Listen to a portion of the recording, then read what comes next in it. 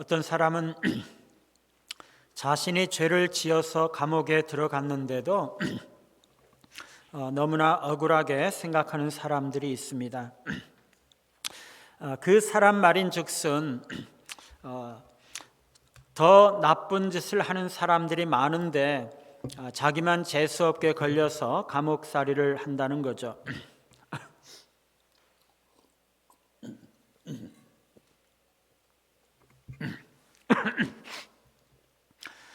그러면 그 사람에게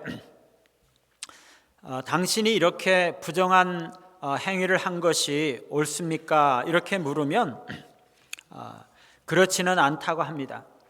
분명히 자기가 잘못한 것은 맞는데 다른 사람들도 다 똑같이 해먹고 심지어 어떤 사람은 자기보다 훨씬 더 많이 해먹었는데 자기만 감옥살이를 하는 것은 억울하다고 생각을 하는 거죠.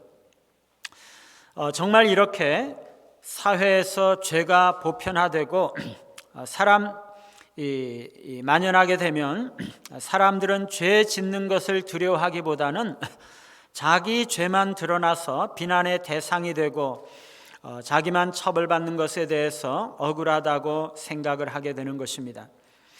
사회나 공동체가 이 정도 되면 다시 소생하기 어려울 정도로 아주 썩어버렸다고 보아야 합니다. 그런 사회에서 사람들은 죄를 짓느냐 짓지 않느냐 하는 것을 중요하게 생각하지 않습니다. 단지 들통이 났느냐 그렇지 않느냐 하는 것을 더 중요하게 생각하는 거죠. 재수 없는 사람만 들통나서 감옥 가는 것이고 사실은 다른 사람들도 다 나쁜 짓을 하면서 살고 있다는 것입니다. 이 정도가 되면 이것은 정말로 사회 자체가 아주 썩어버려서 어떻게 손쓸 수 있는 그런 한계를 넘어버렸다고 할 수 있습니다. 그런데 정말 더 무서운 것은요, 사람들이 죄를 짓고 있으면서도 자기가 그것을 느끼지 못한다는 것이에요. 유대인 지도자들은요, 초막절에 예루살렘 성전에 올라와서 복음을 전하고 설교를 하고 계시는 예수님을 잡기 위해서 아랫사람들을 파견했지만 그들은 예수님의 설교에 오히려 감화를 받고 예수님을 잡지 못하고 그냥 빈손으로 돌아왔습니다.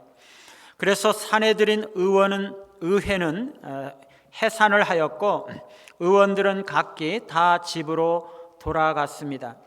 성전에 있던 무리들도 각기 다 자기 처소로 돌아갔습니다. 예수님께서는 밤을 지새러 감람산으로 가셨습니다. 그분은 머리 둘 곳도 없으신 분이셨기 때문에 이 산에서 밤을 보내시면서 마지막 설교 사역을 위해서 기도하셨을지 모릅니다. 예수님께서 아침에 일찍 다시 성전에 올라가 앉으셨을 때 백성들도 나왔습니다. 이미 장막절이 다 끝났지만 그 백성들은 예수님에게 한 편의 설교라도 더 듣고 싶어서 성전에 다시 올라왔던 것이죠. 예수님은 그들의 마음을 아셨으므로 밤을 지내시고 나서 다시 성전에 올라가셔서 말씀을 가르치고 계시는 것입니다. 그런데 예수님께서 말씀을 가르치시고자 준비하시면서 기도하시고 밤을 새시는 동안 바리새인과 서기관들은 어떻게 하면 예수님을 잡을까 궁리를 하고 있었던 것 같습니다. 예수님께서 아침에 성전에서 가르치고 계시자 서기관들과 바리새인들은 음행 중에 잡힌 여자를 끌고 와서는 그 가운데 세우고 예수님께 도전하면서 소동을 일으키고 있는 거죠.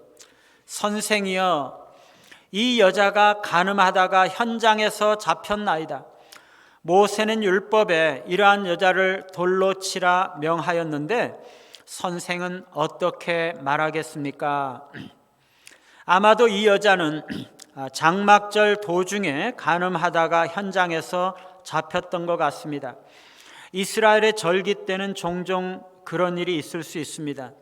수많은 사람들이 세계 각국에서부터 예루살렘으로 모여들어서 예루살렘의 집이란 모든 집은 다 만원이고 많은 사람들이 야외에서 잠을 자고 엄청나게 수많은 인파가 큰 혼잡을 이루는 그런 시기이기 때문에 그런 일이 종종 일어나는 거죠.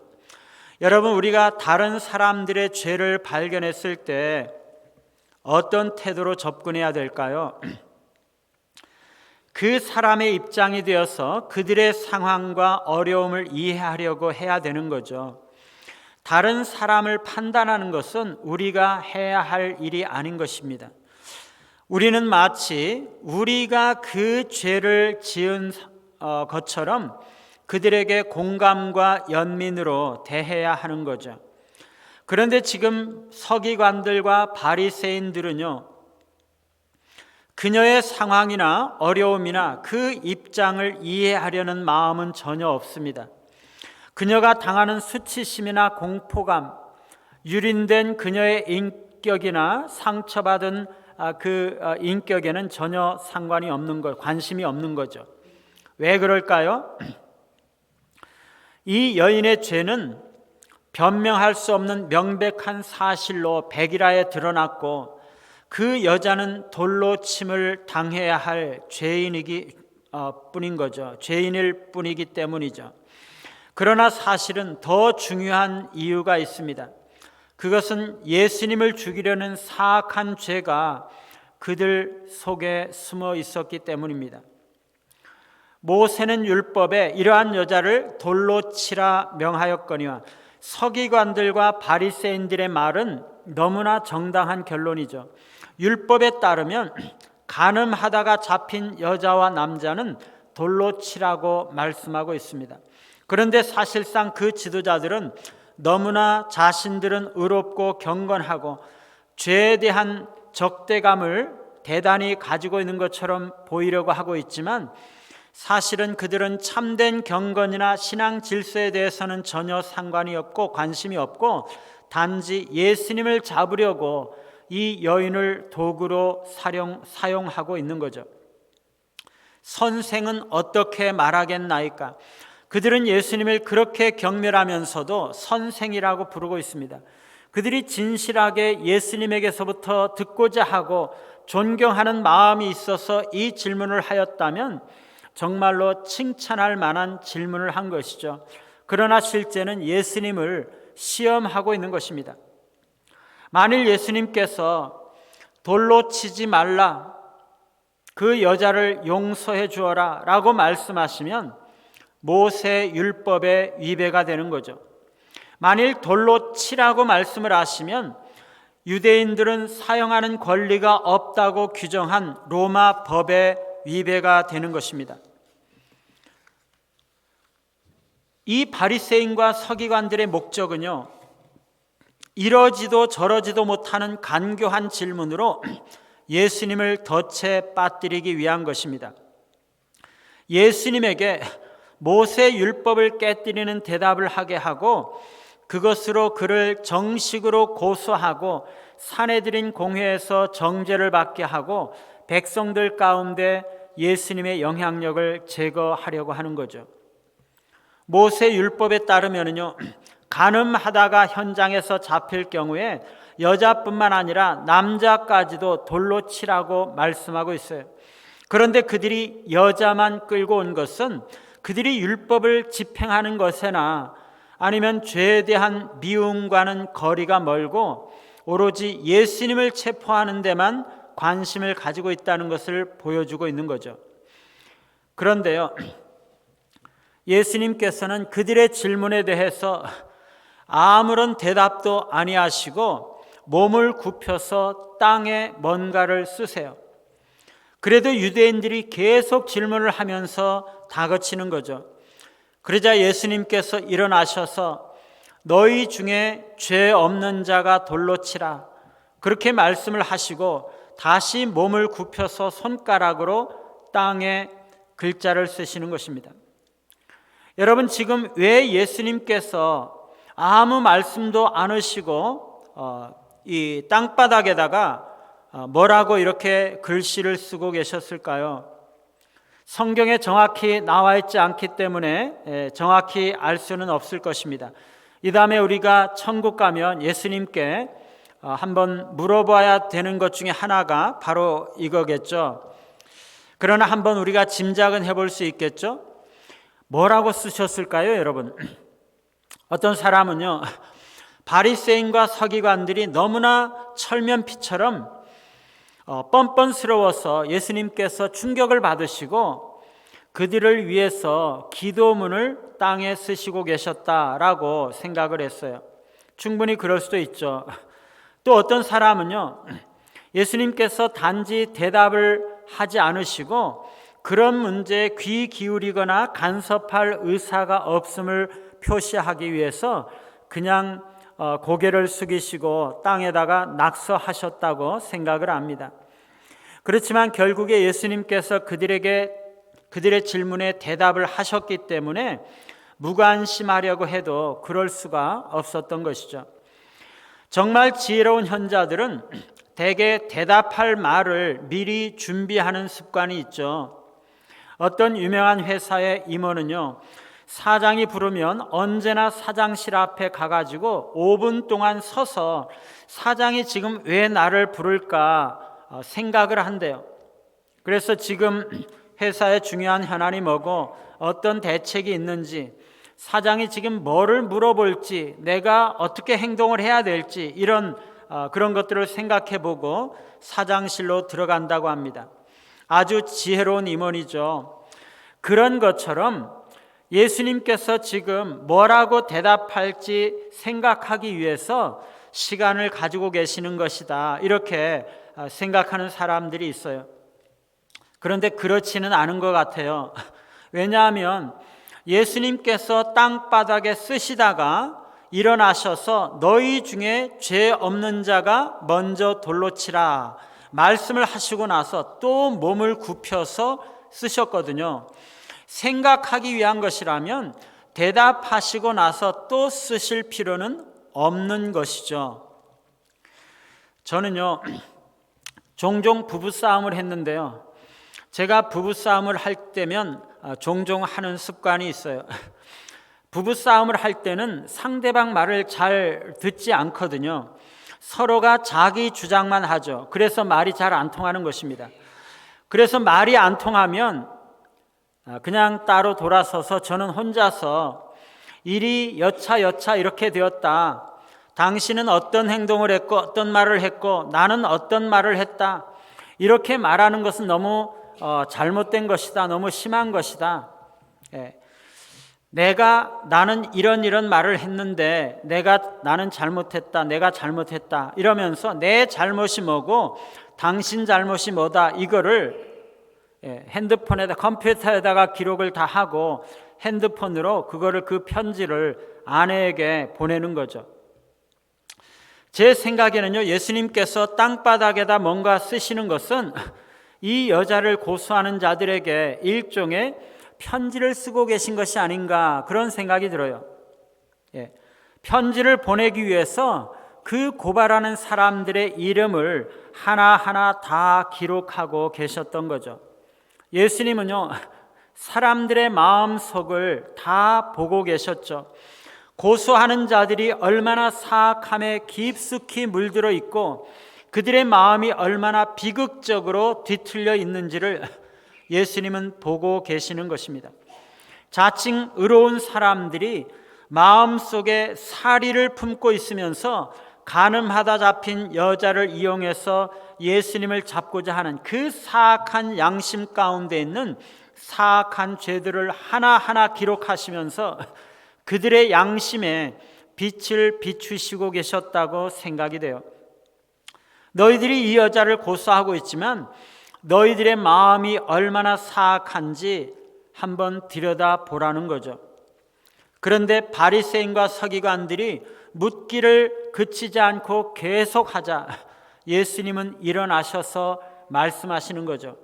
너희 중에 죄 없는 자가 먼저 돌로 치라. 예수님은요, 이 여자의 죄를 가볍게 여긴 것이 아닙니다. 간음죄에 관해서 규정한 모세 율법을 무시한 것도 아니죠. 여자가 범죄한 것에 대해서 지도자들이 기소하는 것을 무시한 것도 아닙니다. 단지 예수님은 지금 고발자들에게 너희 자신들의 죄를 살펴보라고 도전하고 있는 거죠. 너희들이 그 여자를 판단하기 전에 너희 자신의 도덕적인 상태를 살펴보고 과연 너희들이 기소자로서 적합한지를 살펴보라는 거죠. 그리고 자신이 정말 죄가 없다고 생각하는 사람은 먼저 돌을 들어서 치라는 것입니다. 그랬더니요, 정말 놀라운 일이 일어났어요. 아무도 먼저 돌을 들어서 그 여자에게 던지려고 하지 않았다는 것입니다. 율법에는요, 가장 먼저 돌을 들어 치는 자가 그 일의 증인이거든요. 그 처형에 대해서 책임을 져야 되는 거죠. 모두가 다 남이 먼저 돌을 던지면 자기도 돌을 던지리라고 생각을 하고 있었지만은요, 누구나 자기가 먼저 돌을 던지고 그 여자의 사형에 대해서 책임을 지려고는 하지 않았던 것입니다. 젊은 사람들은요, 나이 든 사람들에게 눈짓을 하면서 돌을 던지라고 재촉하면서 바라보고 있었어요. 그런데 아무도 돌을 던지지 않는 거죠. 나이 든 사람도 서로에게 미루면서 서로 눈치만 보고 있는 거죠. 그들은 마음에 양심의 가책을 받았습니다. 사람들에게 드러나지는 않았지만 자신들에게도 너무나 악한 죄가 있다는 것이 그들의 마음에 생각이 났고, 그래서 가책을 받는 거죠. 그래서 그들은 가장 나이 많은 어른부터 시작해서 한 사람씩 한 사람씩 현장을 빠져나가기 시작했습니다. 젊은 사람도 다 빠져나가는 거죠. 결국에 오직 예수님과 그 가운데 서 있었던 여자만 남았습니다. 여러분, 그렇게 의기양양하게 고소하던 사람들이 왜 다 떠난 거죠? 자신들 안에 감추어진 죄가 있다는 것을 깨달았기 때문이죠. 그들은 다 존경받는 종교인들이었고 특별한 신앙심을 가진 자들이었고 스스로 의롭다고 여기던 자들이었지만 자기 안에 있는 죄의 문제는 청산하지 못하고 있었던 거죠. 예수님께서 그들의 양심에 자극을 주고 깨달음을 주었을 때 그들은 아무도 그 자리에 남아 있을 수가 없었던 것이죠. 여러분, 예수님은요, 결코 가늠하다가 현장에서 붙잡힌 여자에게 죄가 없다고 말씀하지 않으셨어요. 그것은요, 비난받아야 할 너무나 더러운 죄인 거죠. 그런데 정말 중요한 문제는요, 예루살렘 지도자들과 백성들은 아무도 이 여자에게 돌을 던질 만큼 떳떳하지 못했다는 것이죠. 아무도 죄가 없는 자가 없었다는 거죠. 가장 거룩하다고 말하는 이 예루살렘이 실제로는 가장 더럽고 음란한 도시였던 것입니다. 성전에서는요, 장엄한 예배가 드려지고 사내들인 공회에는 존경받는 수많은 사람들이 의로운 척하고 있었지만 예루살렘은 너무나 부패하고 더러워져서 마치 시궁창과 같았던 것입니다. 겉으로는 너무나 화려하고 너무나 아름다웠지만 속으로는 너무나 부패하고 썩어 있었던 거죠. 단지 그들은 자신들의 양심을 잠재운 채 겉으로 드러나는 종교 생활에 만족하고 있었던 것입니다. 여러분, 오늘날 신문지상에 얼마나 추잡한 죄악들이 많이 드러나고 있습니까? 그런데 우리가 알아야 되는 것은요, 신문 방송에 드러난 그 죄들은 빙산의 일각이라는 거죠. 그것은 아무것도 아닙니다. 사람들 속에 엄청난 부패와 악독한 죄들이 여전히 숨어 있는 거죠. 드러난 것은요, 아무것도 아닌 것입니다. 그것은요, 이미 드러났고 사람들이 경계를 하고 정죄되었기 때문에 어떻게 보면 더 이상 힘을 발휘하지 못하는 것이에요. 정말 무서운 것은요, 사람들의 내면에 감추어져 있는 그 죄들이 너무나 깊이 깔려 있다는 것입니다. 이게 이 사회를 지배하고 이게 바로 예루살렘 공동체 전체에 깔려 있어서 그 공동체를 지배하고 이끌고 나가고 있다는 것입니다. 사람들 속에 드러나지 않는 죄가 아직도 살아서 활동하고 있기 때문에 그것이 엄청난 힘을 발휘하고 공동체를 멸망과 어둠 속으로 끌고 가고 있다는 거죠. 여러분, 예수님은요, 죄인들의 친구가 되어 주셨잖아요. 그것은요, 그들의 죄가 이미 드러났기 때문이에요. 죄가 일단 드러나면 그 권능이 한풀 꺾여버립니다. 다른 사람들을 해칠 수가 없어요. 그러니 예수님께서 그들을 용서하시고 그들의 친구가 되시는 거죠. 그런데 아직 드러나지 않는 죄는요, 여전히 살아서 너무나 왕성하게 활동하는 것입니다. 여러분, 예수님께서 유대인들의 지도자들의 친구가 되지 않으셨던 이유가 뭐예요? 그들 속에 아직도 너무나 사악한 죄들이 숨겨져 있었고 아직도 그 죄가 왕성하게 활동하고 있는 거죠. 드러나지 않는 죄는요, 겉으로는 거룩한 척 가장합니다. 가장 의로운 사람이라고 자신을 합리화하는 거죠. 그러면서 참된 거룩과 의를 공격하는 것이에요. 진리를 배척하고 겉으로는 하나님을 섬긴다고 하지만 실제로는 하나님을 대적합니다. 그렇기 때문에 예수님에 대해서도 무서운 적대감을 가지고 예수님을 죽이려고 하고 있는 거죠. 그러나 이미 드러난 죄는요, 치료를 받을 수 있는 것입니다. 한풀 꺾인 것이기 때문에 그렇죠. 그러나 감추어진 죄는 너무나 은밀하고 아무에게도 드러나지 않았지만 아직도 너무나 왕성하게 활동하고 있는 것이고 쉽게 치료가 불가능한 것입니다. 예수님께서 일어나셔서 그 여자 외에 그를 고소하던 자들이 아무도 없는 것을 보시고 말씀하십니다. 여자여, 너를 고발하던 자들이 어디 있느냐? 너를 정죄한 자가 없느냐? 예수님은 고발자들이 없다는 것을 모르고 물어보시고 계시는 것이 아닙니다. 예수님께서 그녀에게 베푸시는 그 용서의 은혜를 그녀가 깊이 깨닫기를 원하시는 거죠.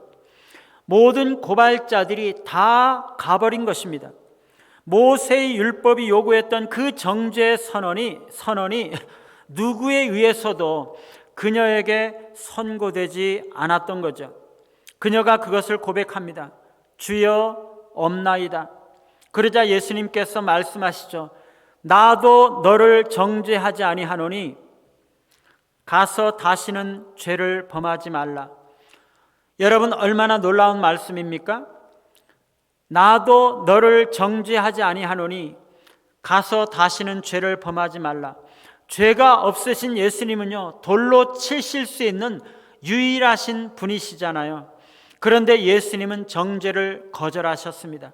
예수님은 정죄하시기 위해서 오신 분이 아니시죠. 그분은 용서하시고 구원하시기 위해서 이 땅에 오셨습니다. 그러나 예수님은 그녀에게 가서 다시는 죄를 범하지 말라고 말씀하세요.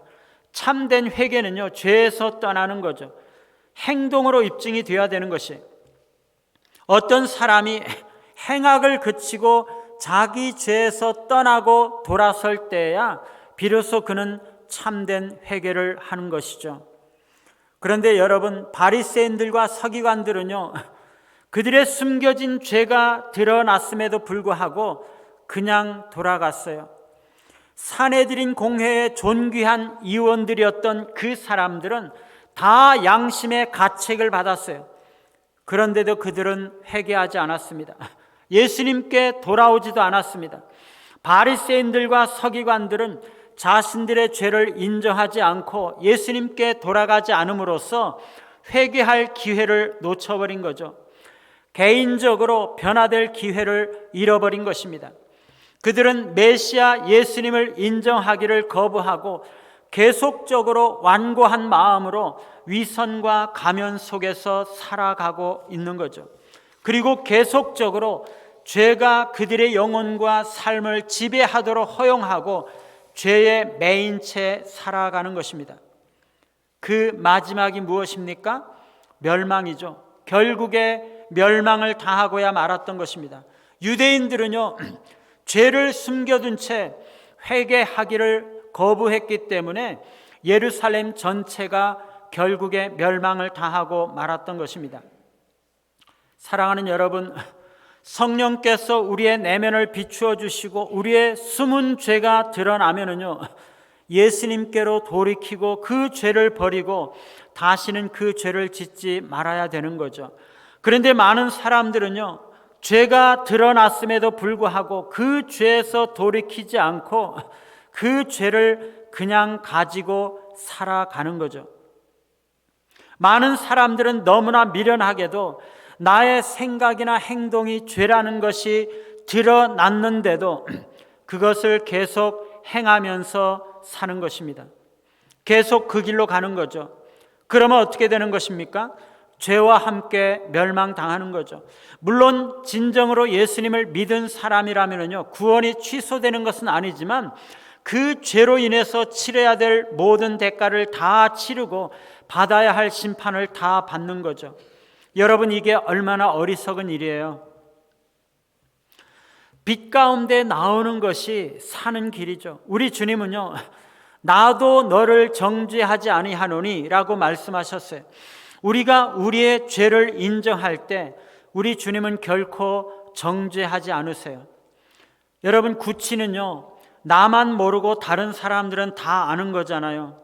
종종 우리는 다른 사람들은 다 알고 있는데도 정작 내 자신은 죄를 회개하지 않고 우리의 행동과 삶을 고치지 않은 채 살아가는 경우가 있어요. 그것은요, 계속 죄의 지배를 받고 살아가는 것이에요. 그것이 공동체에 만연하면 공동체가 멸망에 이르는 거죠. 손 쓸 수 없는 단계가 되면 함께 멸망하는 것입니다. 주님은요, 결코 정죄하지 않으세요. 우리가 우리의 죄들을 빛으로 드러내고 인정할지라도 주님은 결코 우리를 정죄하지 않으세요. 그러나 우리가 우리의 죄를 드러내게 될 때 그 죄의 능력이 제거되는 것입니다. 그러면 우리가 그 죄를 쉽게 해결할 수가 있는 거죠. 우리 주님은요, 우리를 정죄하지 않으시고 어떤 죄든지 다 용서해 주세요. 우리는 다른 사람을 돌로 칠 자격이 없는 사람들입니다. 우리의 숨은 죄들을 다 드러내고 인정하기만 하면 우리는 죄의 지배에서 벗어나 용서를 받을 수가 있습니다. 그러나 우리 안에 숨겨진 죄들이 계속적으로 우리를 지배하고 이끌어 가도록 허용한다면 우리는 엄청난 재앙을 당하게 되는 거죠. 무슨 죄든지 다 용서하시는 주님을 의지하며 날마다 빛 가운데 나와서 빛 가운데 걸어가시는 우리 모두가 되시기를 간절히 바랍니다.